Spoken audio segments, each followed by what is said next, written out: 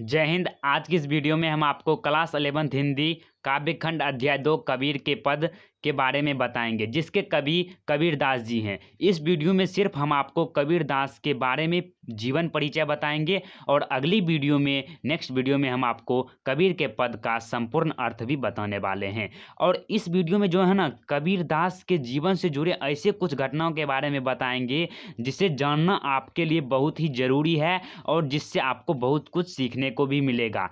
देखिए, कबीर दास वही कबीर दास हैं जो जीवन में कभी भी स्कूल नहीं गए थे। जी हाँ, वह कभी भी स्कूल नहीं गए थे, लेकिन उसे स्कूल में पढ़ाया जाता है। ये आपने भी कहीं पर सुना होगा, नहीं सुना होगा तो अभी आप सुन लिए होंगे।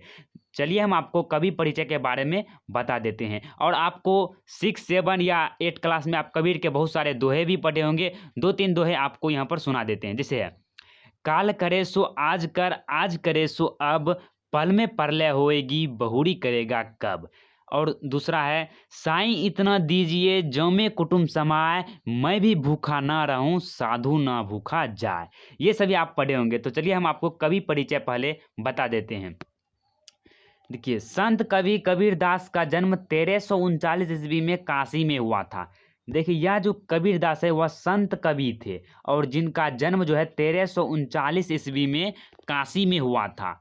और इनके जन्म के बारे में ऐसी मान्यता है कि इन्हें एक विधवा ब्राह्मणी ने जन्म दिया था। जो विधवा ब्राह्मणी थी उन्होंने इसे जन्म दिया था।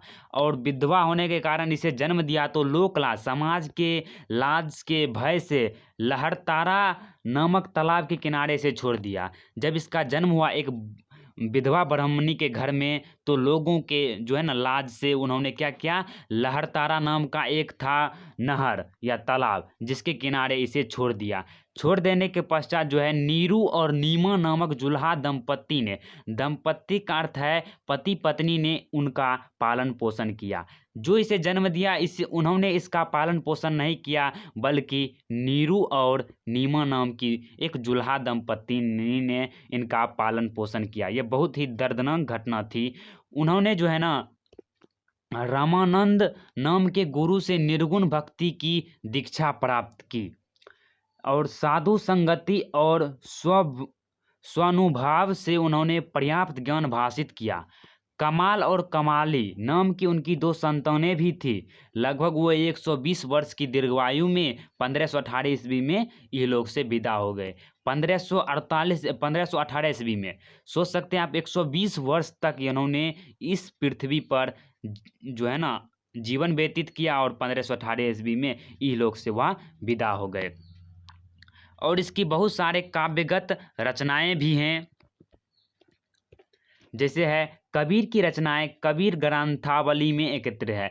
कबीर ने जितने भी रचनाएं की उसका पूरा संग्रह आपको कबीर ग्रंथावली में देखने को मिलेगा। कबीर अनपढ़ थे, उन्होंने स्वयं कुछ नहीं लिखा। जो दोहे आप पढ़ते हैं वो कबीर ने नहीं लिखा, बल्कि उन्होंने सिर्फ बोला और उनकी वाणी से जो भी अमृतमय संगीत निकला उसे उनके शिष्यों ने लिपिबद्ध कर दिया। उनके 3 काव्य संग्रह हैं। ये 3 काव्य संग्रह ये आपको ध्यान रखना है।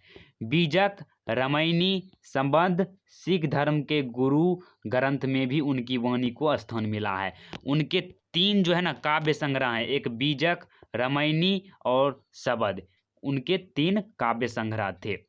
और सिख धर्म के उन्होंने गुरु भी हैं। आप भी पढ़े होंगे, सिख धर्म के संस्थापक गुरु गोविंद सिंह होते हैं, लेकिन यहाँ पर सिख धर्म के गुरु ग्रंथ में जो है उनकी वाणी को स्थान मिला है। और उसकी भाषा शैली के बारे में बात करते हैं, जिसके बारे में जो है ना बहुत सारे कवि भी लिखे हैं कि वह भाषा शैली के डिक्टेटर थे। देखिए, आचार्य द्विवेदी ने कबीर की भाषा शैली के बारे में लिखा है कि कबीर वाणी के डिक्टेटर थे। वाणी पर उसका जबरदस्त अधिकार था।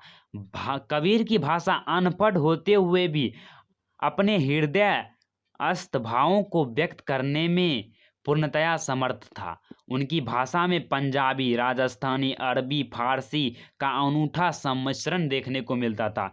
जो पंजाबी हो गया, राजस्थानी, अरबी, ये सभी भाषाओं को वो मिलाकर अपने भाषा में जो है ना जो भी बोलते थे अमृतमय संगीत, वह बहुत ही रोचक होता था। इसीलिए उसे शुक्ल जी ने सौ घुरक्की भाषा कहा है। कबीरदास हिंदी के एक अक्षर समाज सुधारक एवं तथा लोक चेतना के कवि थे और उसके जो काव्य लिखे उनकी बहुत सारे विशेषताएं भी हैं। जैसे में कबीर में भरपूर आत्मविश्वास था, वह आत्मविश्वास से भरपूर था कबीर के अंदर। उन्होंने जो भी लिखा वह अपने अनुभव के बल पर लिखा। तत्कालीन समाज धार्मिक रूढ़ियों और अंधविश्वासों से ग्रस्त था, इसीलिए उन्होंने अपने काव्य में समाज सुधार की आवाज़ें भी उठाई है। समाज में जो भी बुराइयां देखते थे उसके ऊपर उन्होंने आवाज़ उठाने का हमेशा प्रयास किए थे। कबीर मूलतः संत थे, वह मूल रूप से संत थे और निराकार ईश्वर में उनकी आस्था थी। निराकार ईश्वर कहने का अर्थ है कि ईश्वर का कोई आकार नहीं होता है, उसमें उसका बहुत ही विश्वास था, आस्था था। उनका मानना था कि प्रभु की प्राप्ति केवल ज्ञान और विशुद्ध प्रेम द्वारा ही हो सकती है। गुरु शरण और नाम स्मरण दोनों ही ईश्वर आराधना के लिए अनिवार्य है। गुरु का शरण और नाम का स्मरण करना गुरु की आराधना का, ईश्वर की आराधना का जो है अनिवार्य है।